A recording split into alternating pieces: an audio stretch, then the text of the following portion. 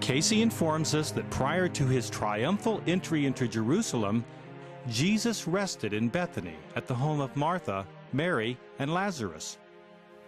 Cayce also observes that there were periods of great disturbance between his disciples from Galilee and Judea with regard to what should take place when they entered the holy city.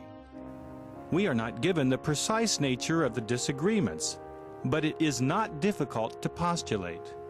Among the 12 disciples closest to Jesus, Judas Iscariot is the lone Judean. In several readings, Cayce noted that Judas and his friends were sympathetic to the Zealots, those extremist Jews seeking the militant solution to the Roman occupation. Thus it is likely that the Judean contingent of Jesus' followers wished for him to enter Jerusalem as king, rally the faithful to his cause, and defeat the Romans in a show of force. In contrast, the Galilean disciples were more attuned to the true mission of Jesus, which was redemptive in nature, a spiritual mission to create a kingdom of heaven on earth. When the day arrived for the entry into Jerusalem, Jesus commanded that a colt of an ass be found.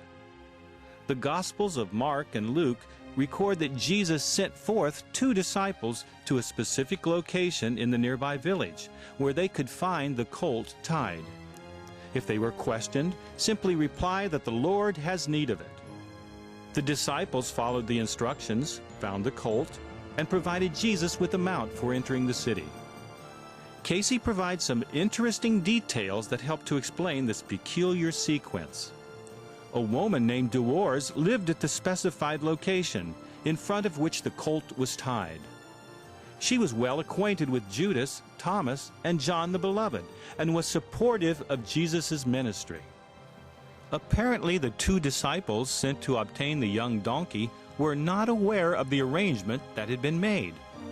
What on the surface appears to be either donkey thievery or supernatural knowledge ends up simply as the execution of a carefully devised plan intended to fulfill a prophecy of Zechariah. Thus the prophecy was fulfilled as Jesus humbly rode a young donkey into Jerusalem on the occasion that has come to be called Palm Sunday.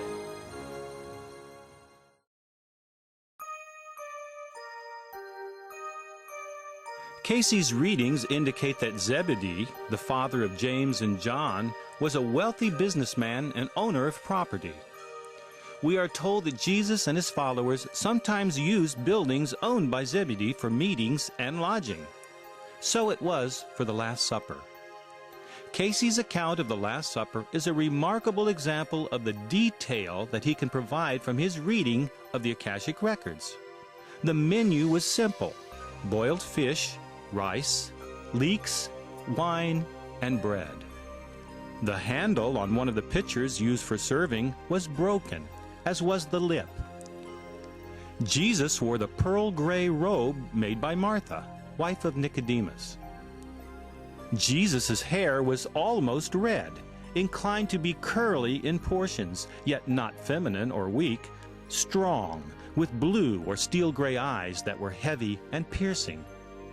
His weight was at least 170 pounds. His fingers were long and tapering, with well-kept nails, although the nail on the left little finger was a bit longer than the rest. Cayce's description of the disciples is likewise full of detail. The most handsome disciple was Judas. John was the youngest, smooth, oval face, dark hair, and the only disciple with short hair. Peter, rough and ready, very short beard, and not altogether clean. His brother Andrew was just the opposite. His hair was very sparse, but inclined to be longer on the beard and mustache. Andrew's robe was always nearly gray or black, with striped breeches. Jesus was cheerful as the time of his capture and trial approached. He joked, even in the moment of betrayal, of which he was fully aware. Cayce's readings affirm that Judas's betrayal arose from his desire to force the issue of Jesus' status as king of Judea and to fulfill the words spoken by Jesus himself at the dinner. As the last of the wine and bread was consumed, Jesus gave the symbols that are now practiced as the Holy Communion. After the foot washing, they sang the 91st Psalm as Jesus played the harp. It was finished. They left for the garden where Jesus spent the night in prayer and was arrested by soldiers on the order of the Jewish Sanhedrin, where he was taken for questioning before being handed over to Pontius Pilate for sentencing.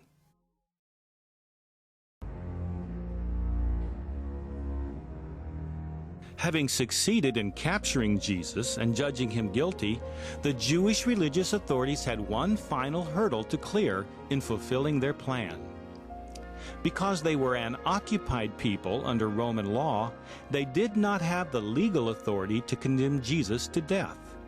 For that, they needed the cooperation of Pontius Pilate, the Roman representative in the land.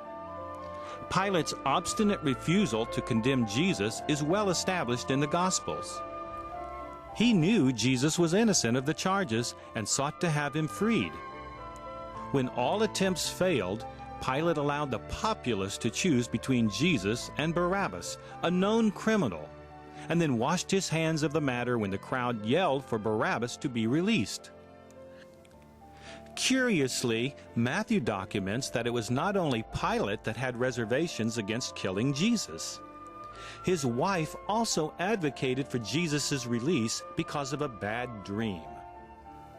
The Cayce readings provide a fascinating glimpse into the motivations of Pilate and his wife.